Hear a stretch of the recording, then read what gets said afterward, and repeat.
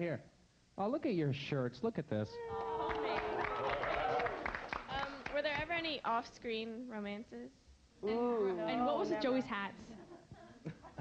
Which one do you want to tackle first? Let's answer Joey's hats first. What's with Joey's hats? The hat was my idea. I just want you to know that. Is that true? Yes. I was into fedoras. I was into vintage clothing. I still am. Just fedoras. I don't know.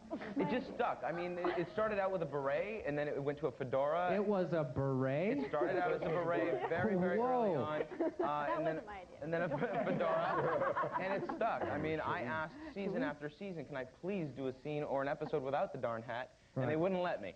So I eventually gave into it as it being his shtick, his sort of calling card. Right. And I embraced the hat. Well, let me ask you, where is the hat? The hat I burned. Is that true? There were many hats, and I burned the red one that was probably more prominent. There were many hats? Many hats. That's like learning there were 10 dogs that played Lassie. Or, yeah, 10 General Lees from, the Dukes of Wow. Hazzard. It's the same thing. And I still have one of them tucked away somewhere. Right. Somewhere you will never tell. Okay, well, that was the part 2 of the question. What about romances? Ooh. Kathy? Amanda? Well, I think Ms. Avery wanted actually to run away with Joey Jeremiah, but his mom heard about it and said no. You're talking characters. We're talking people. There was like, I mean, we were in high school, so some people were dating people in high school, and some people dated on the show, and I don't even know if it was dating, but I mean, we were in the age group where we were all sort of like running around and like, Pat would come to parties at my high school, and vice versa. Like we would hang out, so like either you met someone, through the friends or so forth, but once in a while maybe 2 people hooked up. Nice. You have a question right here. Hi, I was wondering if any of you have any like special talents that you want to share, like dancing or anything. I tap dance. I love tap dancing. Really? Kira, you're saying you do as well? I'm a singer. I have a band called Psycho Key, and we have a CD. Wow. She's got a great voice. She can sing? What is the band called? Psycho Key. Yeah. And is that what you're doing full time now? That's my main focus. I'm also one of the new voices on Much Music. Oh, wow. Which is really cool. That's amazing. There's another question or comment. You do all the way over here. What would be your question? Nicole, I want to know what happened to the tube top. I autographed it, and it was auctioned at a charity auction. Whoa. Question or comment right back here. Stand up. Yeah, Stefan, how did the scratching post video come about? Well, I'm friends with the director, and I know Nicole from Scratch and Post, and they were talking. The director's a good friend of mine, and they were talking about how they wanted to do like a sort of jokey, psycho fan thing. And he said, "Hey, do you want to do this?" I was like, "Yeah, I like the band. What the hell?" It was like sort of a favor, but I wanted to do it because I really like the band. So. Right. Yeah, they're great, and former guests of ours as well. Stand up. What would be your question or comment for the Degrassi gang? I just wanted to know if you had any embarrassing moments, like on or off the set. Dio, your hand went up immediately. Yeah, when Michelle threw milkshake all in my face. That was not fun. No? Because we did it over and over and over again. Darren, your hand went up too? Well, yeah, when Pat and I shot the last scene of Bad Blood, we had been working. See, on the show there was a plot and a B plot, sometimes a C plot. That was a 2-part episode. By the time we got to the second week of shooting the 2-part episode, there was no more B and C plot to shoot. It was Pat and I for a couple of days. And we worked really hard for a couple of days, and by the time we got to shoot the last scene, of course we shot it last, we were goofy.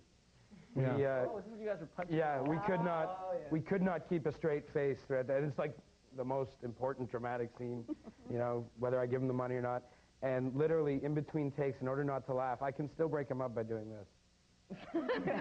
Right? We were punching a brick wall so that we would concentrate on the pain in our hands, so that we could do this scene and play it straight. Because it was scene. We very rarely made it through a full take of that last thing. The editors did a lovely job. That's right. Oh. Wow. Question or comment right here. Wait, I had a story. I'm sorry, Nicole. You wanted to add. It would have been the time that Kathy sold me oregano. Oh, yeah.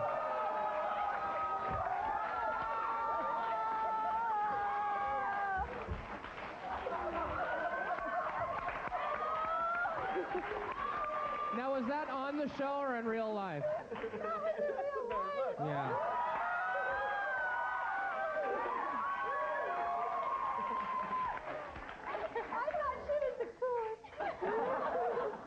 Question or comment right here. Well, after the show, did you guys forget about, did you guys think about Degrassi High, every day? Or did you just kind of, forget about it? Every day. Is it something that you think about often? You know what? I think it was a big part of our childhood. We basically grew up on TV. We grew up on TV. And I don't think we forgot about it, but it's just sort of one of those things where, a lot of your fond memories, and you look back, you're like, oh, yeah, remember this day, And it's like when we went camping or, the summer cottage or the winter cottage, there's always little things that come up. And even when we talk now, it'd be 4 years or 6 years or whatever. And we just bring up and we just reminisce. And, oh, yeah, remember this day, Well, I suppose you remember it the way you remember your teen years in general. Exactly. That's what it was. It was our teen years. How people ask us if it's weird growing up on a TV show. Well, no, because that's how we grew up. We didn't know any other way. Right. We'll take a break. More Degrassi Reunion when we come back. Hi, welcome back to our Degrassi Reunion. Here's something kind of interesting, and it gives you some indication as to the reach of this show. We have an email here from Kevin Smith, the director of Dogma and Chasing Amy and Mallrats. For you guys, huge fan. He owns all of the episodes, and he wanted to ask, as much as I loved School's Out, why did it have to stop there? I, for one, would be content to follow the characters through the remaining arc of their lives. I'm thinking along the lines of Degrassi University, at Degrassi Inc. for the former kids' entry into the soul-killing workforce, and ultimately a Degrassi retirement community chronicling the former kids' twilight years to the grave. I'd renounce my American citizenship and move to Kitchener to be able to watch the continuing saga of Degrassi.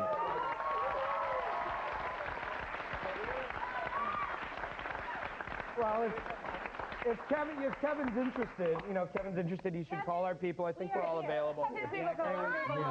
We could probably set it up. I could fit it in. But. Right. It does actually raise an interesting question. Pat, starting with you, where do you think your character would be now? Balding. Just 24 hours a day, just bowling. Standing in front of the mirror. Now, the 5-pin or the 10-pin, you think? Yeah.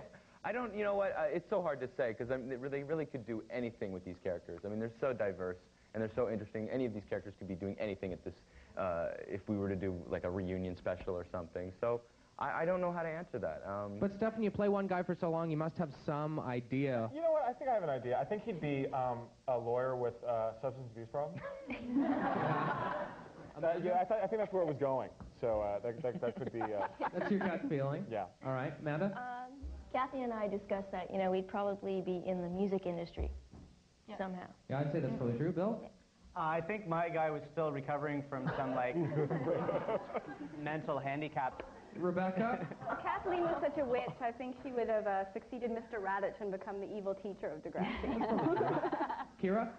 I probably still hanging out with Caitlin, and they did the Maya book, and they put Maya working in a restaurant. She finally gets a boyfriend, so hopefully it would go that route for Maya. Yes. Right.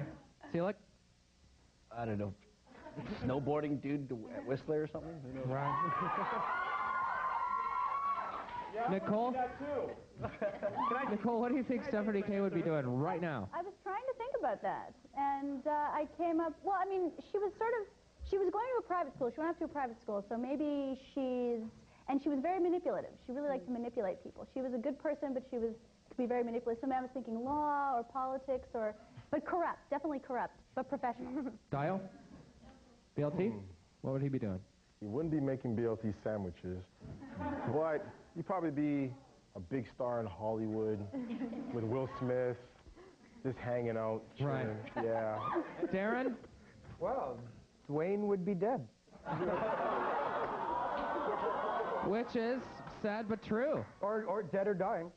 Because that was one of the first television programs to illustrate the power and the nastiness of AIDS and HIV. It was? Yes. And in fact, you were playing a character who was HIV positive when there really wasn't that much information about it. True. What was that like? It was interesting. We had a workshop, actually, come to the set and speak to us about it, people who are living with HIV, and tell us what it was like. And that was part of the workshop program before that